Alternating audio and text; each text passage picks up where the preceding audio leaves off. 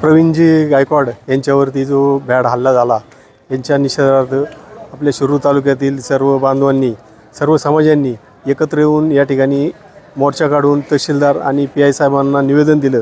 याचा आम्ही शिरूर तालुका मराठा समाजाच्या वतीने आणि सर्व जाती धर्माच्या वतीने जाहीर असा निषेध करतो। नमस्कार।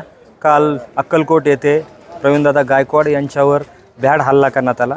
हा हल्ला फक्त प्रवीणदादा गायकवाड यांच्यावर नव्हता, तर बहुजन समाजाच्या युवकांना खिशात गांधीजी आणि डोक्यात शिवराय घेऊन मिरवा असे सांगणारे प्रवीण गायकवाड मराठा समाजाच्या बहुजन समाजाच्या मुलांना करिअर करा, आखाती प्रदेशात उद्योग व्यवसायासाठी जा, ऑस्ट्रेलियात नोकरीसाठी जा, शिक्षणात जा असं सांगणाऱ्या बहुजन समाजाला सांगणाऱ्या प्रवीणदादा गायकवाडांचा हल्ला होता।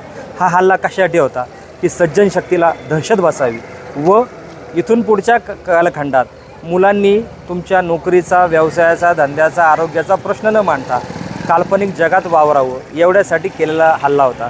या हल्ल्याचा आम्ही सर्व बहुजन समाज शिरूर तालुक्यातील सर्व जाती धर्माची मंडळी आम्ही या हल्ल्याचा निषेध करतो व इथून पुढे कुठल्याही पुरोगामी विचारांच्या माणसाला तुम्ही दहशत दाखवू शकत नाही। दहशत जर दाखवली तर तुम्हाला त्याच पद्धतीने उत्तर मिळेल हेच सांगण्यासाठी आम्ही सर्व इथं जण आले आहोत। जय शिवराय। तर प्रवीणजी गायकवाडांवर जो हल्ला झाला आहे तो नुसता प्रवीणजी गायकवाडावर हल्ला झाला असं मी मानत नाही।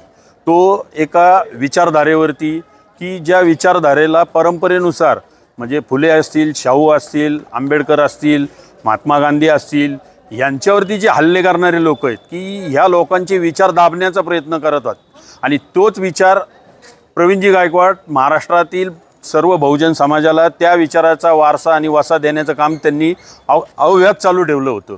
तो कुठंतरी खंडन करायचा आणि त्या विचाराचं खंडन करून आणि आत्ताच नवीन जनसुरक्षा कायदा आलेला आहे। माझा तर असा संशय आहे की तो कायदाच यासाठी केला आहे आणि त्याची पहिले टार्गेट हे छत्रपती संभाजी महाराजजी नावाने जी संभाजी ब्रिगेड संघटना तयार केलेली आहे त्यांनी प्रवीणजी गायकवाड यांनी स्थापन केलेली आहे त्याच्यावरती हल्ला करायचा। त्या जनसुरक्षा कायद्याच्या नावाखाली ही संघटना बंद करण्याचा डाव ह्या प्रशासनाचा दिसतोय। त्यासाठी आम्ही हा निषेध करण्यासाठी इथं आलो आहोत। तहसीलदारांना आम्ही निवेदन दिलं आहे। शासनाला माझी परत एकदा विनंती आहे की ज्यांनी कुणी हल्ला केला आणि त्या हल्ल्यापाठीमागचे जे सूत्रधार आहेत त्यांना पकडून त्यांच्यावरती कठोरात कठोर कारवाई करावी अशी मी आपल्या माध्यमातून शासनाला विनंती करतो।